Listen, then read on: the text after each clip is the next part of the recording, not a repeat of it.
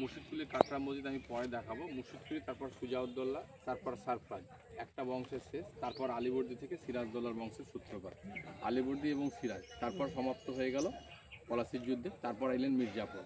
তো এখানে হচ্ছে সিরাজদৌল্লা এবং আলীবর্দী এদের রিলেটেড। আলীবর্দীর যে বড় মেয়ে ছিল ঘাসিটি বেগম, এখানে তার প্রাসাদ ছিল, সুন্দর প্রমোদ উদ্যান, বাগান বাড়ি ইত্যাদি ছিল। তো সেই বাগান বাড়িটা এখন পার্ক হয়ে গেছে, মানে মতিঝিল পার্ক এখন যেমন পার্ক হয় কলকাতার দিকে। আর এইখানে যেটা রয়েছে আমি এখন যেখানে দাঁড়িয়ে রয়েছে, এটি হচ্ছে এএসআই তত্ত্বাবধানে স্যার এই মসজিদ এবং এই গুপ্ত ঘরটা আর্কিওলজিক্যাল সার্ভে অফ ইন্ডিয়া দেখে। আপনারা যারা ইতিপূর্বে এসেছেন তখন কিন্তু এটা আর্কিওলজি অধিগ্রহণ করেছিল না। তো বর্তমানে আপনি ঐতিহাসিক মতিঝিলে অবস্থান করেছেন। এই মতিঝিল হচ্ছে সিরাজদৌল্লার মাসি ঘাসিটি বেগম বা মেসোমশাই নওয়াজুস মোহাম্মদ খানের প্রমোদ উদ্যান বাগান বাড়ি। এই বাগান বাড়িতে আমরা যে আমার পিছনে যে ঘরটি লক্ষ্য করছি, এই ঘরটা দেখার জন্য মানুষ সাধারণত এখানে আসেন।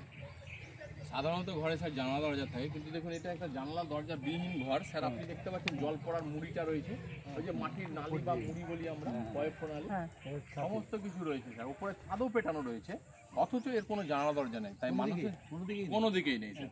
তাই মানুষের অনুমান ঘাসিটি বেগম যদি আলীবর্দী খানের বড় মেয়ে ছিলেন, তিনি প্রচুর না আমি না ছোট, মানে সিরাজের মা তো বড় না, সিরাজের মা ছোট।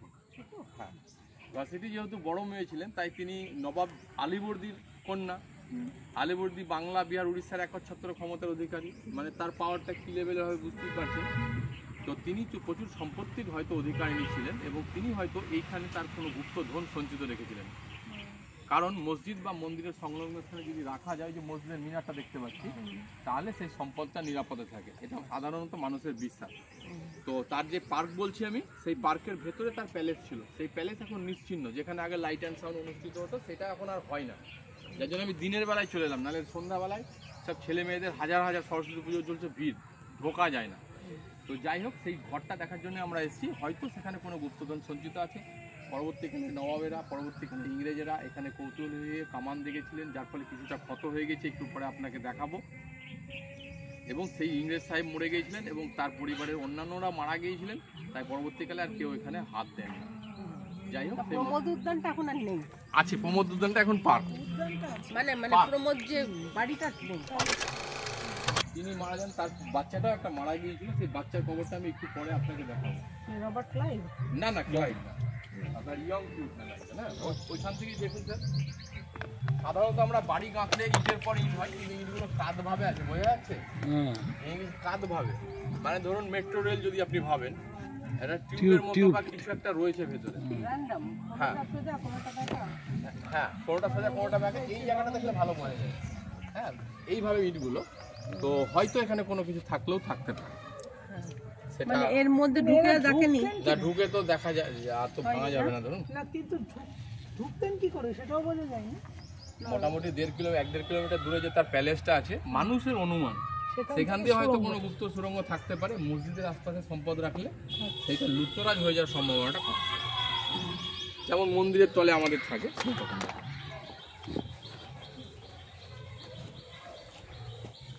হ্যাঁ, এই যে কাঁধভাবে রয়েছে ইটগুলো, হ্যাঁ কাঁধভাবে, এবং ভেতর পর্যন্ত দেখা যাচ্ছে ইটগুলো কাঁচই রয়েছে। হ্যাঁ, আর একটা ঐতিহাসিক মতবাদ রয়েছে ম্যাডাম, পলাশির যুদ্ধের আগে সিরাজদৌল্লা মতিঝিল অ্যাটাক করেছিলেন। এবং সিরাজদৌল্লা মতিঝিল অ্যাটাক করে প্রচুর মানুষজন মারা গিয়েছিল। হয়তো তাদেরকে একটা বড় চৌবাচ্চার মতো জায়গা করে হয়তো সবাইকে একসঙ্গে কবর দিয়ে দেওয়া হয়েছিল, এটাও কোনো হতে পারে। হ্যাঁ, কিন্তু যদি তাই হয় তাহলে উপরে মাটি থাকবে, কিন্তু উপরে ছাদ পেটানো। স্বামী এটি নির্মাণ করেছিলেন। তখনকার দিনে যেমন বাংলা, বিহার, উড়িষ্যার রাজধানী মুর্শিদাবাদ ছিল, আবার বাংলার আলাদা শাসনকর্তা, বিহারের আলাদা, উড়িষ্যার আলাদা থাকতো। ইনি আসলে বাংলাদেশের পাওয়ারে ছিলেন, মানে বড় জামাইকে তিনি বাংলাদেশটা দিয়েছিলেন। তিনি সাধারণত ঢাকায় থাকতেন, আর মুর্শিদাবাদে এসে তার শ্বশুর বাড়িতে, মানে সিরাজদৌল্লার মেসোমশাই ওই যে নওয়াজুস মোহাম্মদ খান, তিনি ঢাকাতে সাধারণত থাকতেন। হ্যাঁ, আর মুর্শিদাবাদে আসলে শ্বশুর বাড়িতে না থেকে, ওই হাজারদুয়ারির পাশে শ্বশুরের বাড়ি ছিল, মানে আলীবর্দী, সেখানে না থেকে তিনি এখানে থাকতেন। আর তার পদতলে রয়েছে তার জেনারেল, মানে সেনাধ্যক্ষ শামসের আলী খান। এর পাশে রয়েছে দেখুন একরামউদ্দৌলা, এটাও মার্বেল পাথর, ওটাও মার্বেল পাথর স্যার। এই ছেলেটাকে দত্তক নিয়েছিলেন ঘাসিটি বেগম, কারণ ঘাসিটি বেগমের কোনো পুত্র সন্তান ছিল না। আলীবর্দীর কোনো সন্তান নেই, আলীবর্দীর যদি সন্তান থাকতো তাহলে সে নবাব হবে, তাহলে সন্তান নেই, তাহলে আছে 3টে মেয়ে। আচ্ছা, মেয়েদের মধ্যে বড় মেয়ের যদি কোনো সন্তান থাকে তাহলে সে নবাব হবে, সে নিঃসন্তান। তাই তিনি সিরাজদৌল্লার ভাই একরামউদ্দৌলাকে দত্তক নিয়েছিলেন। ছেলেটার এখানে বিয়ে শাদিও হয়েছিল মহা ধুমধামে, কিন্তু তার পরের বছর তিনি গুটি বসন্ত রোগে আক্রান্ত হয়ে মারা গেলেন। হ্যাঁ, এদিকে আলীবর্দী চাইছেন সিরাজদৌল্লাকে নবাব করতে, কিন্তু ঘসেটি সেটা আগাগোড়ায় মেনে নিচ্ছে না। কিন্তু এই ছেলেটা মরে যাওয়াতে সিরাজদৌল্লার দরজা খুলে গেল। আর ছেলেটা যখন মারা গেল তখন ঘসেটি আরও সিরাজদৌল্লার বিরুদ্ধাচরণ করতে লাগলো, যার ফলশ্রুতি পলাশির যুদ্ধ এবং আমাদের পরাজয়। তার পাশে রয়েছে স্যার ছেলেটাকে যে শিক্ষক মশাই লেখাপড়া শেখাতেন, মাস্টার মশাইকে শেখালে উচ্চ পদে আসীন করা হতো, ওটা তার একটা দৃষ্টান্ত, মানে মাস্টার মশাইয়ের খবরটা দেওয়া হয়েছে। এবং এই ছেলেটাকে যে মানুষ করেছিল, যে বাইরে কবরটা আছে ধাত্রীমা বা নার্সের কবর, এই ভদ্র ওই বাইরে এই ভদ্রলোক আজকে যেমন বিধবা ভাতা বয়স্ক ভাতা দেওয়া হয়, এই ভদ্রলোক সেকালে এইটার প্রচলন। ঠিক আছে ঠিক আছে। বাংলাতে তখনকার দিনে আমার দুস্থদের এবং আপনার বিধবাদের ভাতা দেওয়া হতো, এবং তিনি সেটা খুব সন্তর্পণে সাবধানে করতেন, প্রচারের আলোকে না, আড়াল থেকে করতেন। আচ্ছা, নামতে হবে এদিক দিয়ে নামাটাই ভালো হবে। পাখি রাখা রয়েছে যেগুলো পরিযায়ী পাখি আমরা বলি, সেগুলো এককালে এখান থেকে শিকার করা হয়েছে। এটা হচ্ছে ঐতিহাসিক মতিঝিল। আমার হাতটা ফলো করলে বুঝতে পারবেন, ঘোড়ার খুরের মতো অষ্টপ্রাকৃতিক, মানে আমরা এখন এখানে দাঁড়িয়ে আছি আর এইভাবে গিয়ে আমাদের ওই পাশে ঝিলটা আছে, কিন্তু এইরকম স্যার, এই আমার হাতটা ফলো করুন আপনি, আমরা এখন এইখানে দাঁড়িয়ে রয়েছি। হ্যাঁ, পাথর রয়েছে, এই যে মাঝে সোজা চলে যাচ্ছে স্থলটা, এই স্থলটা হচ্ছে 750-800 বিঘা মতো, 750-800 বিঘা এরই একদম, সরি ভুল বললাম, জলাশয়টা 750-800 বিঘা, এটা 350 বিঘা 300 বিঘা মতো, মানে টোটাল 1000 বিঘা। একেবারে শেষ প্রান্তে ওই যে দূরে আম গাছটা আমরা যেটা দেখছি স্যার, আরও ডবল অতটা চলে যেতে হবে, সেইখানে গিয়েছিল বিখ্যাত সিঙ্গিদা লাগটা, শুধু মালদা গৌড় থেকে মূল্যবান পুষ্টিপাত এনে তার প্যালেসটা নির্মাণ করেছিলেন। প্যালেসের বিশেষ বৈশিষ্ট্য ছিল, প্যালেসটা ছিল এইরকম স্যার, মানে 3 দিকে জল, সামনে দিয়ে শুধু ঢোকারটা স্থল, আপনি চাইলে নদীপথেও ঢুকতে পারবেন, মানে অ্যাকচুয়ালি এটা নদী। অধ্যাপক রেনেলের মানচিত্র অনুযায়ী এটা গঙ্গার পরিত্যক্ত অংশ। এটা নদী আপনি কীভাবে প্রমাণ করবেন স্যার? এইটা উত্তর দিক, উত্তর থেকে গঙ্গা এঁকে বেঁকে দক্ষিণে কলকাতা দিয়ে গিয়েছে। আসার পথে এটা একটা বাঁক ছিল, এইরকম বাঁক, ঠিক আছে? এই বাঁকটা বিচ্যুত হয়ে যায়, মানে নদী সোজা বেরিয়ে যায়, মানে আপনার হোটেল দিয়ে নদীটা সোজা বেরিয়ে গেল, আর এটা বিচ্যুত হয়ে গেল, দিয়ে হয়ে গেল অষ্টপ্রাকৃতিক হ্রদ। পরবর্তীকালে এটা তো স্যার 400 বছর আগের ঘটনা, নবাবরা যখন পরবর্তীকালে 300 বছর আগে পাওয়ারে এলেন, তখন এই খালটাকে তিনি খনন করেছিলেন অনেকে বলেন, কিন্তু প্রকৃতপক্ষে খনন করা হয়নি, সংস্কার সাধন করেছিলেন। এবং যেহেতু ঘাসিদি বেগম আপনার এখানে থাকতেন, তাই তার যে প্যালেসটা ছিল এবং গঙ্গার সমান এটা চওড়া রয়ে গেছে। তৎকালীন সময়ে 300 বছর আগে কোনো দূর থেকে লক্ষ্যভেদ করার মতো বস্তু, মানে বন্দুক বা পিস্তলের রেঞ্জটা এটাকে কভার করতে পারত না, সেইখানে তার প্যালেসটা ছিল। তো সেই প্যালেস এখন সম্পূর্ণভাবে নিশ্চিত। এটা যদি স্যার ম্যানমেড হতো তাহলে জল ধারণ ক্ষমতা থাকতো না। এবং আমরা যে পানাটা দেখছি, পানা কিন্তু জলকে পরিষ্কার রাখে, এটা জেনে রাখবেন। যেমন ঝাড়ুদার পাখি আমরা কাককে বলি, জলের কাক হচ্ছে পানা। কিন্তু আমরা এই আধুনিক বজ্রগুলো ফেলে আমরা এই পরিবেশটাকে আরও বর্তমানে নোংরা করে তুলছি। তো যাই হোক, আমরা যে দূরে একটা জেটির মতো দেখা যাচ্ছে, এই জেটিটা না, দূরে তার পাশে একটা তাল গাছ আছে দেখুন, ওইখানে ইস্ট ইন্ডিয়া কোম্পানি দেওয়ানি লাভের পর ইস্ট ইন্ডিয়া কোম্পানির যে প্রথম গভর্নমেন্ট হাউস ভারতবর্ষে, সেটা এইখানে তৈরি হয়েছিল। 12টা দরজা বিশিষ্ট একটি প্যালেস তৈরি হয়েছিল, যার নাম ছিল বারোদুয়ারি, যেখানে একলা ক্লাইভ থাকতেন। তাই যারা ইউরোপ মহাদেশ থেকে আসে বা বিশেষ করে ইংল্যান্ড থেকে, তারা আসলে ওই জায়গাটায় যাবেই। ওইখানেও কিচ্ছু নেই, জাস্ট এইরকম ধ্বংসাবশেষ, মানে সবই শেষ হয়ে গিয়েছে। তো এই হচ্ছে মতিঝিলের মোটামুটি ইতিহাস। মতিঝিল নাম কেন? কারণ এই বাড়িটা তৈরি করার পর নওয়াজ মোহাম্মদ খান শ্বশুর মশাইকে বললেন যে আসুন আমার বাড়ি উদ্বোধন করতে, মানে আলীবর্দী আসার পর দেখুন একটা সিঁড়ি রয়েছে, পুরোনো সিঁড়ি রয়েছে না স্যার, এই সিঁড়ি দিয়ে নামেন এবং জলে তিনি চকচকে মুক্ত দেখতে পান, যে মুক্ত পাওয়া যায়। এইটা দেখে তিনি এই ঝিলের নাম মতিঝিল করেছিলেন। ছোটবেলায় রবীন্দ্রনাথের লেখায় পড়েছেন না, নাম তার মতিবিল বহুদূর জল। এটা মতিবিল নয়, মতিঝিল। হ্যাঁ, বিল মানে ঝিল, একই ব্যাপার। গঙ্গার প্রত্যক্ত অংশ অধ্যাপক রেনেলের মানচিত্র অনুযায়ী। এবং আপনাকে মনে রাখতে হবে, পলাশির যুদ্ধের পর ইংরেজরা যখন স্যার ক্ষমতা দখল করলেন, ক্ষমতা দখল করার পর নবাবরা ওই এই দিকটাই থাকতো, হাজারদের ওইখানে আশপাশে কেল্লাতে, আর ইংরেজরা এইখানে সেনা ছাউনি করেছিলেন। মানে এখান থেকে তারা নবাবদের উপর নজরদারি চালাতেন। তারপর তারা যখন ফাইনাল সেনা ছাউনি তৈরি করবেন, তখন তারা রাজা শশাঙ্কের নাম শুনেছেন। 1400 বছর আগে তিনি আমাদের মুর্শিদাবাদ থেকে শাসন কার্য পরিচালনা করতেন। সেটা কর্ণ সুবর্ণ বলে একটি জায়গা রয়েছে, বহরমপুর থেকে আরও 15 কিলোমিটার উত্তর দিকে যেতে হবে। তো সেইখানে তারা সেনা ছাউনি করবো বলে ভেবেছিলেন, কিন্তু সেটা নদীর উল্টো পার হয়ে যাচ্ছিল। তাই তারা শেষ পর্যন্ত এটা আর ওটার মাঝখানে বহরমপুরে ব্যারাক স্কোয়ার করলেন। ব্যারাক স্কোয়ার বহরমপুরের সেনানিবাস, যে সিপাহী বিদ্রোহ পরবর্তীকালে 1757 পর 1857 হলো। মঙ্গল পাণ্ডে ব্যারাকপুর, কলকাতা যেতে ব্যারাকপুর, সেখানেও যেমন ব্যারাক রয়েছে, আমাদের মুর্শিদাবাদে সেরকম ব্যারাক রয়েছে। সেটা আরও পরবর্তীকালে তারা করলেন। তো তারা বহরমপুরে ব্যারাক স্কোয়ার নির্মাণ করেছিলেন স্যার। এই হচ্ছে মোটামুটি স্যার মতিঝিলের ইতিহাস। আর এই যে গাছপালা লাগানো রয়েছে সুন্দর সুন্দর সারিবদ্ধ, এইটা পার্ক, আম গাছ, জাম গাছ, বিভিন্ন রকম গাছ রয়েছে ওখানে স্যার। যদি সময় থাকে সন্ধ্যাবেলা এক পাক যেতে পারি, ওটা পার্ক। এই পার্ক কলকাতাতেও দেখা যায়। দায়িত্ব দেন সীমাবদ্ধ 2 বছরের মধ্যে আরবের কাবা মসজিদ হলো আপনাকে মনে রাখতে হবে, যেহেতু বাংলা বিহার উড়িষ্যার 71 ক্ষমতার অধিকারী নবাব সর্বাধিনায়ক ছিলেন।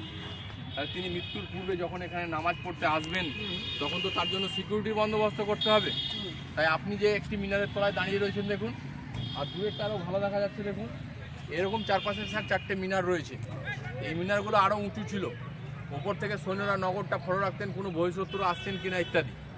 মনে রাখতে হবে মসজিদের নাম হচ্ছে কাটরা। কাটরা মানে বাজার। সুদূর অতীতে, মানে আজ থেকে 300 বছর আগে এই সমগ্র অঞ্চলটাতে হাট বাজার বসত। এবং তখনকার দিনে যারা শিল্পপতি ছিলেন তারা ব্যবসা বাণিজ্য করে নিচের ঘরে থাকতেন। আমি একটু পরে দেখাচ্ছি ঘরগুলো। আর দোতলা যে ঘরগুলো আপনি দেখলেন আসার সময়, সেগুলোতে ছাত্ররা থাকতেন, তাদের ইসলামিক শিক্ষা দেওয়া হয়তো, ব্যয়টা নির্মাণ করতেন নবাব নিজে। তো আপনাকে যেটা মনে রাখতে হবে, দেখুন স্যার, এই যে একটা কাঠের টুকরো ভেতরে আছে, এই যে আয়ের মতো ফুটোটা দেখছেন, তার উপরেও আছে, তার উপরেও রয়েছে। এই আয়ের মতো যে ফুটোগুলো, ওগুলোতে এইরকম কাঠ ভরা ছিল, শাল কাঠ। তার সাইডে রেলিং ছিল। মানে আমি একজন সোলজার, আমার ডিউটি এখানে এই বারান্দায় ঘুরে ঘুরে এরকম ওপরে এরকম ঘুরে ঘুরে দেখছি কেউ আসছে কিনা, আরেকজনের তার উপরে, আরেকজনের তার উপরে, তারা দেখছে কোনো শত্রু আসছে কিনা ইত্যাদি। এগুলো যেহেতু কাঠ ছিল ম্যাডাম, তাই দীর্ঘদিন বৃষ্টি পড়ে পড়ে পড়ে পড়ে প্রাকৃতিকভাবে পচে গিয়ে এগুলো ঝরে গিয়ে। এই মসজিদ অতীতে কেমন ছিল সেই ছবি হাজারদুয়ারি প্যালেসের ভিতরে রয়েছে। মানে হাট বাজার বসেছে, মসজিদের বারান্দাগুলো ভেঙে ভেঙে পড়ছে। একদম অতীতেটা নাই, মানে পরবর্তীকালে ইংরেজ আমলেরটা রয়েছে। কিছু জায়গায় ভেঙে ভেঙে পড়ছে, কিছু কিছু ব্যালকনি আছে। সেই ছবিটা হাজারদুয়ারিতে রয়েছে। আসুন।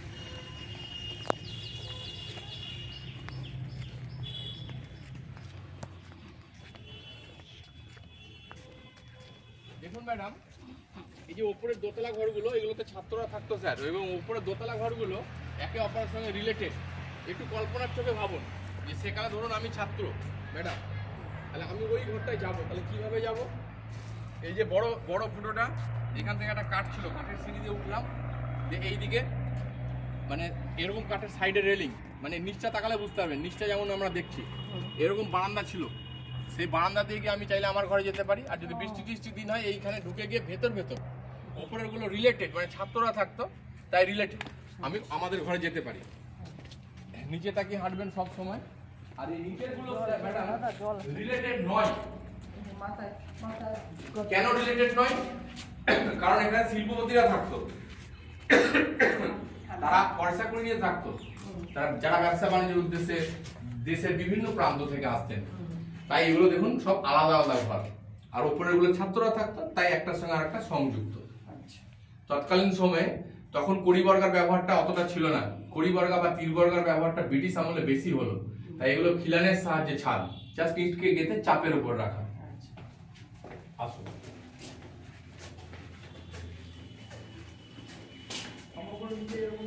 দেখতে পাবো, হ্যাঁ, তিন দিকে, এদিক এদিক এবং ওই দিক, সামনের দিকটা বাদ দিই। ক্ষেতগুলো কি?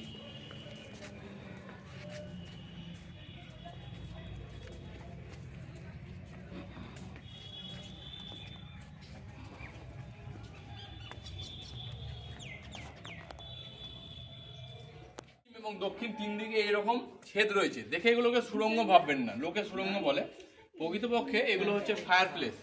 আমি পূর্বেই বলেছি, মুর্শিদকুলি যখন শেষ জীবনে উপনীত, তখন তিনি তার কাটরা মসজিদ তৈরি করছেন। মানুষের বয়স হয়ে গেলে রক্তের জোরটা কমে যায়। তাহলে শীতকালে ধরুন তিনি নামাজ পড়তে আসবেন, তাহলে এগুলোতে চন্দন কাঠ দিয়ে লকড়ি দিয়ে আগুন ধরিয়ে দেওয়া হতো। আর আগুন ধরিয়ে দিলে ভেতরের উপরে নামাজ পড়বেন, তাহলে মেঝেটা তেতে গেলে তিনি আরাম অনুভব করবেন। আপনি ধরুন বিহার থেকে এসছেন, উনি ধরুন উড়িষ্যা থেকে এসছেন, হ্যাঁ, একটু আগুনটা পুড়ে নিল বা হিটটা এখানে স্প্রেড করবে। এবং এই যে জালিটা আপনি ছবি তুললেন, এই জালি দিয়েও ভেতরে সুগন্ধ এবং হিট স্প্রেড করবে।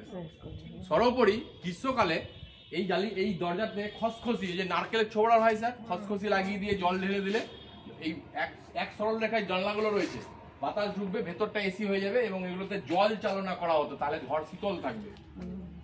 আপনি যেটা প্রশ্ন করছিলেন ম্যাডাম, খুব মন দিয়ে শুনুন, একটু ক্লোজলি আসুন কাইন্ডলি। তাজমহল কিভাবে তৈরি আমি সেটা শিখিয়ে দিচ্ছি, মানে বললে বুঝতে পারবেন, আমি জুনিয়র, শেখানোর কিছু নেই। যাই হোক, এই যে দেখুন স্যার ম্যাডাম পিলার, এইরকম 4টে পিলারের উপর ম্যাডাম গম্বুজটা রাখা থাকে। অদূর ভবিষ্যতে যদি এই পিলার পড়ে না যায় তাহলে গম্বুজ কোনোদিনও পড়বে না। 1897 সালে ভূমিকম্প ওই পিলারটা পড়ে গিয়েছিল, তাই ভেতর থেকে দেখাবো একটু পরে, গম্বুজের অর্ধেকটা পড়ে গিয়েছিল। ওই পিলারটা বর্তমানে পুরনো স্টাইলে তৈরি করে গম্বুজটা বর্তমানে সম্পন্ন করা হয়েছে, কিন্তু ভেঙে গিয়েছিল, সেই দাগটা রাখা আছে, খাঁজটা রয়েছে। এবার এই পিলারটাকে ম্যাডাম মিশরীয় যে এই যে পিরামিডীয় স্টাইলের স্ট্রাকচারটা ধরে রাখে, একে কে ধরে রেখেছে? এর তলে আর একটা বড় আছে, তলেরটা একে ধরে রেখেছে, এ পিলারকে ধরে রেখেছে, পিলার গম্বুজকে ধরে রেখেছে। অদূর ভবিষ্যতে যদি পিলার না পড়ে যায় তাহলে গম্বুজ কোনোদিনও পড়বে না। কথিত এই মসজিদ নির্মাণ করতে অনেক হিন্দু মন্দির বিধ্বস্ত হয়েছিল, তাই মুজিবুল অনুতপ্ত হয়ে পাশে একটি শিবের মন্দির নির্মাণ করেছিলেন, সেটা একটু পরে আপনাকে আমি দেখাবো এই কমপ্লেক্সে। ইয়েস, ছোট বড় ইট, রকমার ইট, প্রচুর আমি এরকম দেখাতে পারি। ইয়েস, হিন্দু শৈলীতে। আর এই যে দেখুন থিকনেস, প্লাস্টার, এটা আপনি যেটা বলছিলেন এটা আসলে প্লাস্টার, সিঁড়ি নয়। চওড়া কত দেখুন, প্রায় 1 ফুট। 1 ফুট চওড়া প্লাস্টার। হ্যাঁ হ্যাঁ, আমরা করি বলছেন ওইরকম মাথায় করে মশলা নিয়ে গিয়ে, ওটার জমাটটা এত ভালো দেখে মনে হচ্ছে একটা পাথর, কিন্তু আসলে ওটা পাথর না, ওটা ওই মশলাকে জমিয়ে করা হয়েছে। স্যার ধরুন আমি ওই ঘরের ছাত্র, ম্যাডাম ওই ঘরটায় যাবো, ওই ঘরটায়, হ্যাঁ, তাহলে কিভাবে যাবো? এই সিঁড়িতে উঠবো, যে এই যে সাইডে ফুটোগুলো রয়েছে, এই বারান্দা দিয়ে যেতে পারি। বৃষ্টির দিন হলে আমি এখান দিয়ে ঢুকে গেলাম, যে প্রতিটা ঘরের ভেতরে যেতে পারি। এই হচ্ছে সিস্টেম। আমরা বর্তমানে, হ্যাঁ, ডরমিটরির মধ্যে। Yes sir. ম্যাডাম আমরা যেখানে দাঁড়িয়ে রয়েছি, আসুন ছায়া থেকে বলি। আচ্ছা একটু জাস্ট দেখিনি, 1 মিনিট কষ্ট। এককালে 2000 ধর্মপ্রাণ মুসলমান ভাই এখানে নামাজ পড়তেন, প্রত্যেকের জন্য আলাদা আলাদা আসন রয়েছে। স্যার এখন যেমন রোদে কষ্ট হচ্ছে, যদি বৃষ্টি আসে তাহলে ভিজে যাবে, তাহলে নামাজের কষ্ট হবে, তাহলে রোদ বৃষ্টি তারা কি করে প্রতিহত করতেন এই সমগ্র জায়গাটা? এটা প্রশ্ন হতে পারে। খুবই সহজ ব্যাপার স্যার। উপরে তাকান, পাথরের ফুটো করা রয়েছে স্যার, আর লোহার বালা রয়েছে স্যার। এগুলো সাহায্যে রশি দিয়ে, ওই যে লোহাগুলো পোতা আছে দেখুন, হ্যাঁ, রশি দিয়ে টেঙে দেওয়া হতো, প্যান্ডেল করে দেওয়া হতো, ত্রিপল টাঙানো হতো বা সামিয়ানা। হ্যাঁ,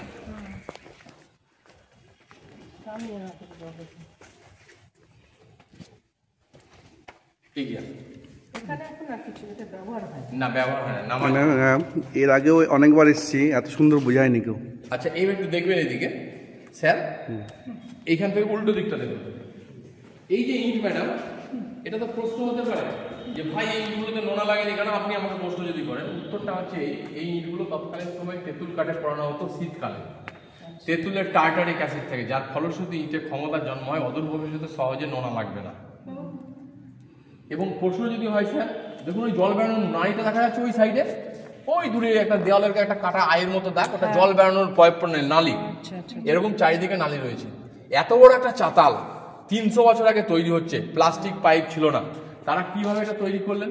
ওয়াটার লেভেল দেখলেন কি করে? এখন বৃষ্টি হলে এটা প্রমাণ করা যেত, জল কিন্তু একটুও দাঁড়াবে না।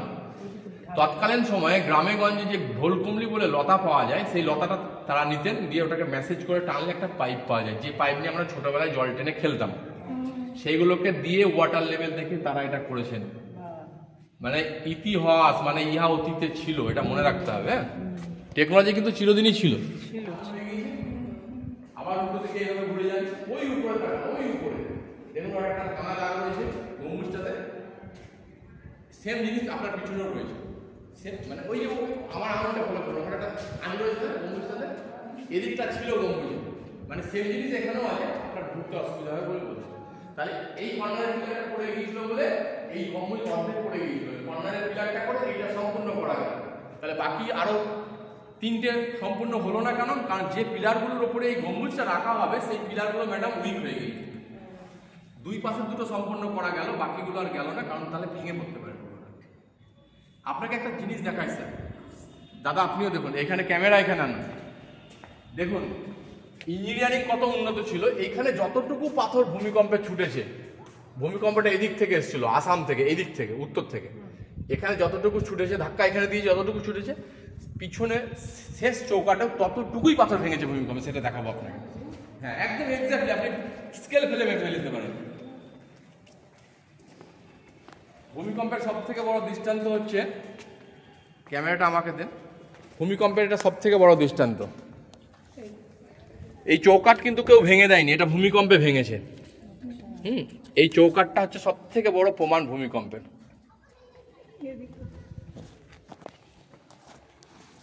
আমি নিচেরটা বললাম, আসুন ছবি এখানে ভালো লাগছে আমাকে বলবেন।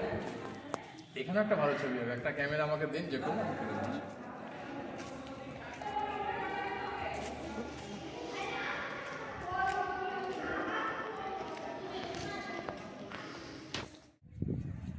ছবিটা ভালো আছে, যে কোনো একটা দিলেই হবে, তারপর আপনারা নিজেরা শেয়ার করে নেবেন। হ্যাঁ,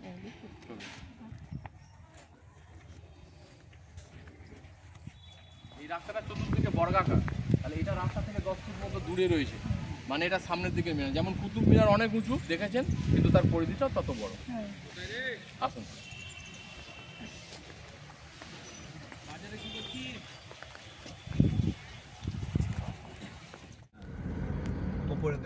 এটা অ্যাকচুয়ালি সামনের দিক, সামনে লেখা রয়েছে হাজারদুয়ারি প্যালেস মিউজিয়াম, তত্ত্বাবধানে আর্কিওলজিক্যাল সার্ভে অফ ইন্ডিয়া।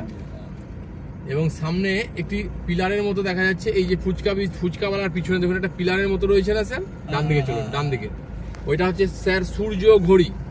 সূর্য ঘড়ি তো আপনারা দেখেছেন স্যার, এটা হচ্ছে সেই সূর্য ঘড়ি স্যার, দেখেন ধাক্কা টাক্কা লাগে না।